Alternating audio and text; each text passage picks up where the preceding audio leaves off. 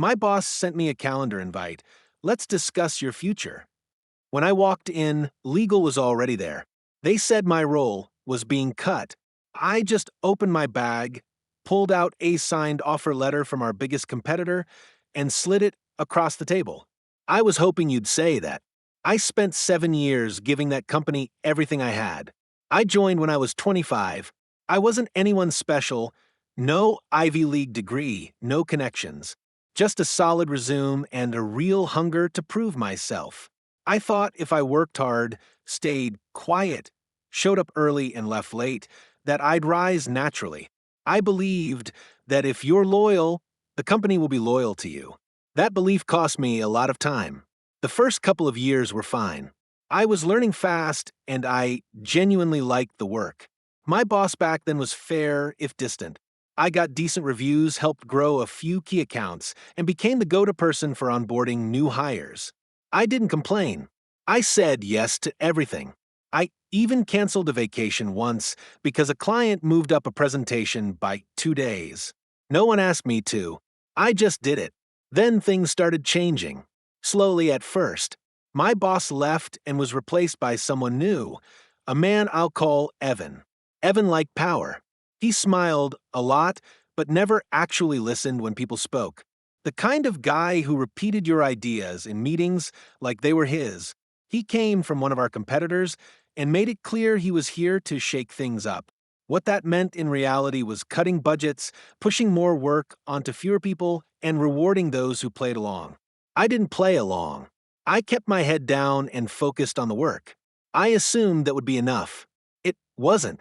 Over the next year, I watched people get promoted who hadn't even been in the building 6 months. People who made mistakes I had to quietly fix behind the scenes. I trained one guy who later became my manager. He would ask me how to do things, then take credit for the outcomes. I started noticing my name left off emails I should have been on. I wasn't included in meetings I used to lead. When I asked why, I was told, "Oh, must have been an oversight." At one point, I started keeping a list, not for HR, just for myself, of every time I was left out, dismissed, or had something taken from me. It was long. I remember one meeting where I pitched a client strategy I'd spent days building. Evan stared at me like I was speaking a different language, then looked at someone else and said, "Let's explore that idea you mentioned last week." He was referring to the exact strategy one had outlined 5 minutes earlier. There was no formal reprimand, no yelling, just this slow freezing out, a kind of quiet erasure. I thought maybe I was imagining it, so I tried harder. That was my mistake. In year 5, I noticed my role was quietly shifted. I still had the same title, but more admin tasks landed on my plate. I became the person who just handled it whenever someone else missed a deadline. They knew I wouldn't push back. They knew I'd fix it. Then they took my budget away. No explanation. Just an email one Friday saying it had been reallocated. I remember that Monday so clearly. I came into the office and my desk was gone. Not the literal desk, but my monitor and chair were missing. I thought it was a mistake, so I checked with IT. They said, "Oh, your equipment was reassigned." No one had told me. I walked around the floor carrying my laptop and a small box of personal stuff, looking for someone to explain what was happening. My boss told me they were still figuring things out and that I could work from the couch in the breakout area for now. After 5 years, that was what I got. That night, I cried in my car for over an hour. Then I went home, wiped my face, and opened my laptop. I updated my resume for the first time in half a decade. I didn't even know where to start. I had no recent references because I didn't trust anyone there. I reached out to a few old clients I had good relationships with. Just asked them how they were doing. One of them mentioned a company they were now working with, our biggest competitor. He said they were hiring. I asked for a name. Within a few days, I was talking to their hiring lead. I took calls during lunch breaks, ducking into the stairwell with earbuds in. They asked good questions. They wanted someone who could take initiative. They knew who I was. Apparently, Word had gotten around about the work I had done over the years, even if no one at my company was saying it out loud. I didn't oversell myself. I just told the truth. They made me an offer. It was better in every way. More money, a real title, full remote, a signing bonus, a path forward. But I didn't sign it right away. I waited. Part of me wanted to just leave quietly, take the offer, put in my notice, walk away clean. But the other part of me, the part that had swallowed too many oversights, stayed late for ungrateful managers, and kept quiet while being erased, that part wanted them to see it. To know. 2 weeks later, I got the calendar invite. Let's discuss your future. No context. Just 8:30 a.m. on a Tuesday. I knew what it was. They don't schedule anything at 8:30 unless it's deliberate. I showed up dressed sharp, not to impress, but to feel like myself again. My laptop was already backed up. I brought nothing but my personal bag and the printed, signed offer letter tucked inside a plain envelope. I walked into the room. HR and legal were already there. My boss, Evan, smiled like it was just another check-in. Then he started talking about changes in organizational priorities and departmental shifts. It was all so rehearsed. He said my role was being eliminated. I didn't argue. I just opened my bag, pulled out the envelope, and slid it across the table. He looked confused. He opened it. His face didn't change right away, but I saw the muscles in his jaw tighten. He passed it to the legal rep, who read it twice. HR didn't say anything. No one said anything for a long moment. Then I stood up. I said I'd grab my personal things on the way out. I didn't shake anyone's hand. I just walked. I didn't expect the fallout to be that fast. By the time I got home that day, I already had 2 messages from old coworkers. One just said, "Dude, what did you do?" The other asked if the rumor was true that I had walked out after dropping an offer letter on the table from the competition. I didn't respond to either. I just logged into my new employee portal and filled out some onboarding forms. My first day was set for the following Monday, but it didn't end there. The next few days, more messages started coming in, not from friends, but from people I barely talked to at the old company, people who had ignored me in the hallway or never included me in meetings. They wanted to catch up. One said he was reevaluating his options and asked if I could put in a good word for him at my new place. I didn't reply. A week later, my new boss forwarded me an email. It was from Evan. He had contacted the new company directly, not through legal channels, just a personal email saying he had concerns about my transition and wanted to discuss the terms of engagement. He claimed I might have access to proprietary materials, that I might be breaching some kind of ethics clause. It was total garbage. He knew it. My new company knew it. I hadn't taken anything. I didn't need to. My work spoke for itself, but I was still furious. That email wasn't about protecting information. It was about trying to smear me, trying to rattle my new employer, trying to make me look like a risk. He didn't get what he wanted. Instead, my new company had their legal team draft a formal response, telling him to direct any further concerns through proper legal counsel. They copied him on a reply. I wasn't supposed to see that email, but my new boss showed it to me anyway. Said I deserved to know how they were handling it. That's when I realized this company actually had my back. Meanwhile, things at my old job were falling apart faster than I expected. One of my former clients, a big one, reached out to me through LinkedIn. Said they heard I'd moved and they were exploring options. I didn't reach out to them. I didn't even like the post about my new job, but they'd noticed I was gone. I passed the message to the new business team. 2 weeks later, that client switched over. Apparently, my old company lost 2 more clients after that, quietly without a fuss. But people noticed. The internal gossip ramped up. I started hearing from more people on the inside, ones who were still stuck there. They said Evan was under pressure. He was holding emergency one-on-ones, asking people what they thought of him, trying to rebuild morale. Then came the audit. Someone in HR found inconsistencies in promotion paperwork from the last 2 years. Promotions that Evan had signed off on. Promotions that happened outside of policy. Word spread that there would be a review of hiring and advancement practices in our division. People started jumping ship, some to my new company, some to others. But a slow leak turned into a steady bleed. And then something strange happened. One of the guys Evan had promoted, a guy I used to train, messaged me. He said he didn't feel safe, that Evan was blaming him for recommending me for projects that I had misused. It was complete nonsense. But now Evan was rewriting history, trying to cover his own tracks. People who had once ignored me were now trying to get close. They were scared. I wasn't. I just kept doing my job at the new place. Quietly, steadily, with a team that trusted me. But I wasn't done watching. Because Evan still had power. And he was still trying to twist the story. And I wasn't going to let that stand. It should have been over. But Evan wasn't the type to let go. A month after I started the new job, I got a letter at my home address. It was a cease and desist, not from the company's legal department, from Evan's personal attorney. It accused me of improper use of intellectual property and hinted that I had violated implied confidentiality norms. It wasn't a lawsuit, but it was meant to scare me, to shut me up. It was full of vague language and legal threats that didn't hold up. I passed it straight to the legal team at my new company. They weren't worried. They told me it wasn't enforceable and they handled it.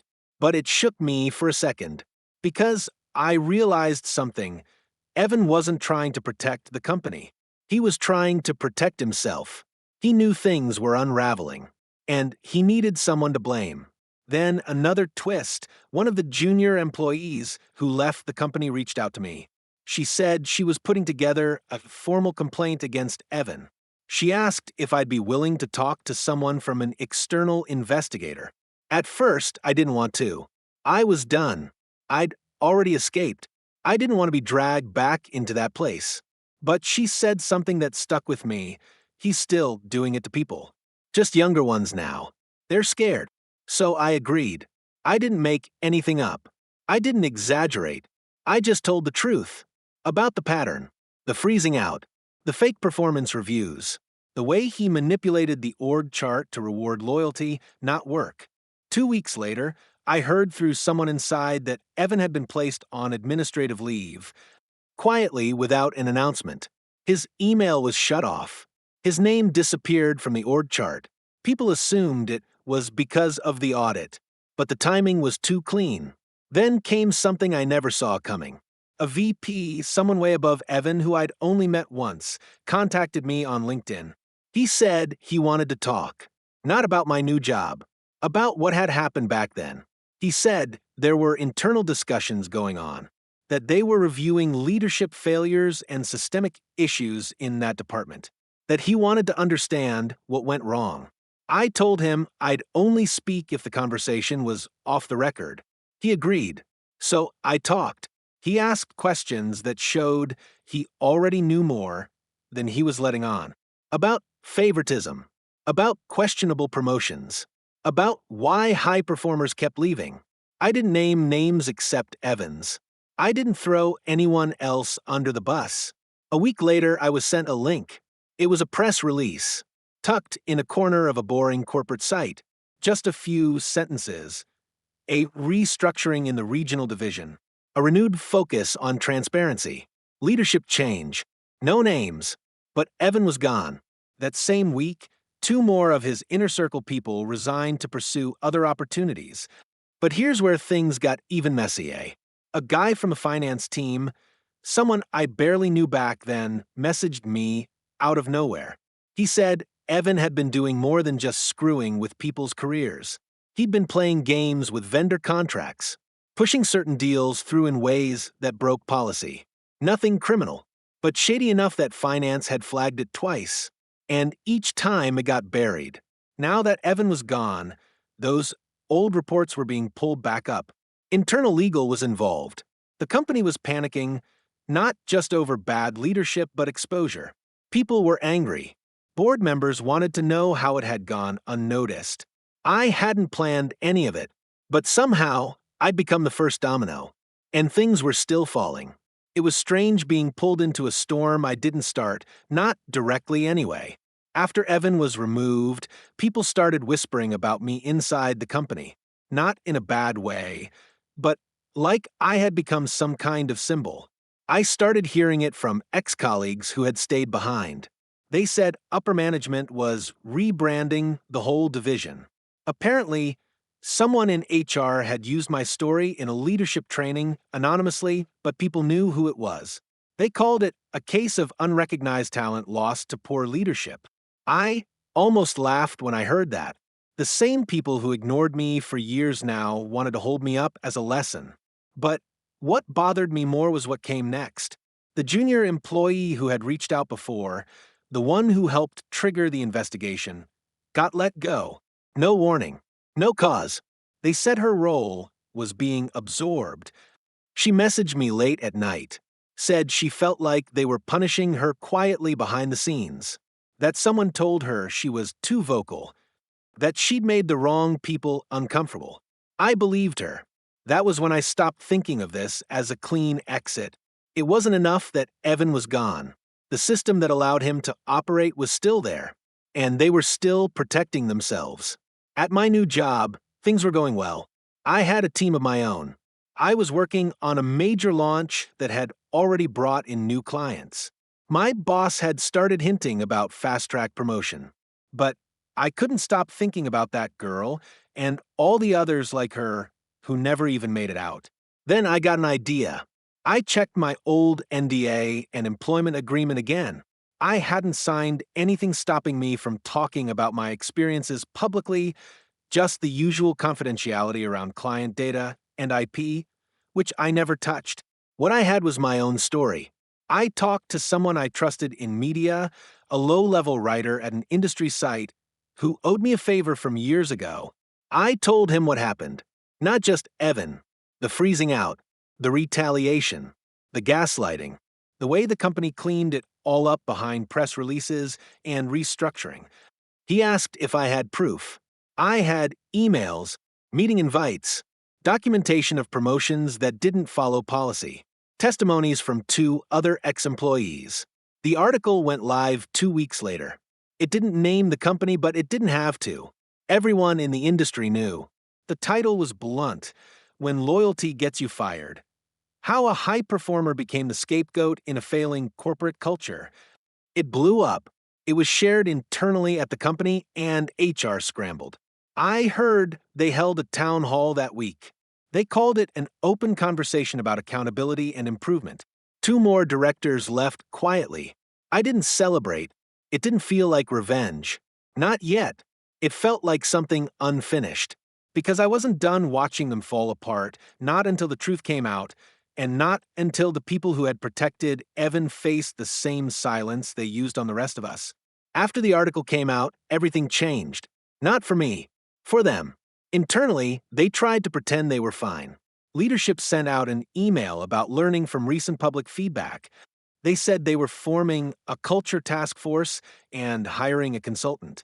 But behind the scenes, people were panicking. Directors were lawyering up.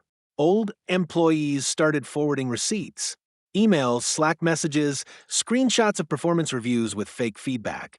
HR had a mess they couldn't bury. The board got involved. Someone high up, a woman who had been silent during all of Evan's reign, resigned from the board the same week. No explanation. She had been one of the people who fast-tracked his promotions. The story made it to a bigger publication this time, and they did name the company. They didn't name me.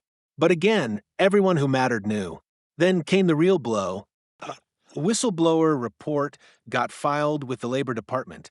Not by me. By someone I didn't even know. A mid-level compliance manager who had watched it all for years and finally had enough. She had saved everything. Every single time Evan bent rules around internal hiring. Every time he signed off on bonuses without documentation. Vendor deals he forced through without bids.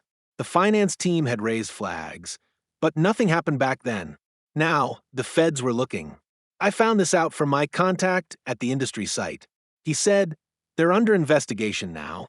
Not just internal, external. My hands were clean. I hadn't broken any laws. I hadn't taken anything with me. All I did was talk. All I did was shine light on what they did when they thought no one would fight back. And still, it wasn't enough. The girl who got pushed out, the junior employee, was still jobless. She had savings, but it wouldn't last. I put in a word for her at my company. My boss hesitated at first, not because of her skills, but because she came with a story. He didn't want drama. I looked him in the eye and said, "You trust me." I trust her. He said okay. She got hired the next month. I trained her myself. She didn't talk much the first few weeks. She was still carrying all that fear. But I saw her get stronger. I saw her speak up in meetings. The first time someone tried to interrupt her, I stepped in. Let her finish. Simple. But it was enough. And then the final piece dropped. A class action lawsuit. 6 former employees. Multiple departments. A mix of women and men. All with similar stories, retaliation, blocked promotions, silent firings. And all connected back to Evan and the system that enabled him. The company went dark for a few days after the filing. No press release. No town hall. Just silence. But then one day, an email leaked. It was from the current CEO, sent to internal legal and HR. I want names. I want to know who let this go on. I wasn't supposed to see that email, but I did, and I smiled, because that's what they always did to us. Pass the blame around, find a target, keep their hands clean. Now, they were eating themselves from the inside. I had moved on, but they hadn't. People from that company kept reaching out. Some wanted advice. Some wanted jobs. Some just wanted to say, "I saw what you did. I wish I'd spoken up sooner." I always answered. Even if I couldn't help directly, I listened. Because I remembered what it felt like to be erased. 1 year to the day after I left, I got a package. No return address. Inside was a glossy brochure for my old company, part of a recruitment campaign. On the front was a tagline they clearly paid a lot of money for. "Come join a culture of courage." I laughed out loud. They could rebrand all they wanted. I already knew the truth. So did the people who mattered. I didn't burn the place down. I just walked out with a match in my pocket. They lit it themselves. And I never had to look back.